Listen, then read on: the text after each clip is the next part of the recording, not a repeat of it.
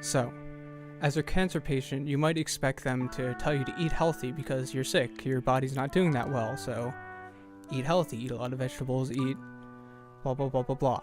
But what happens with chemotherapy and radiation is that it does such a hindrance on your body that you actually lose a lot of weight, to the point where they don't want you to eat healthy, they want you to eat as unhealthily as possible so that you can gain weight back.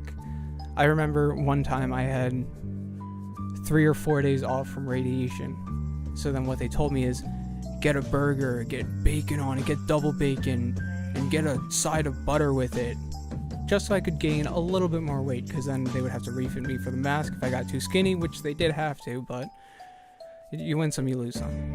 Another part of radiation is the radiation has a distinct smell.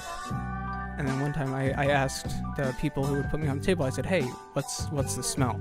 And they say, oh, well, that is actually the ionizing of the particles in the air that are being radiated at you.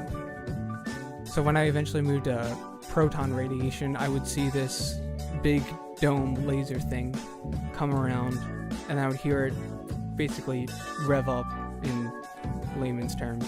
And then as soon as I would start to see it and start to hear the revving, I would hold my breath so that when it passes by, I wouldn't smell the ionizing particles. And it got so bad that I had to do that. And they also offered another solution that were these little aroma sticks. They look kind of like chapstick. And they said, oh yeah, some patients like to smear this all over the mask so they smell that instead.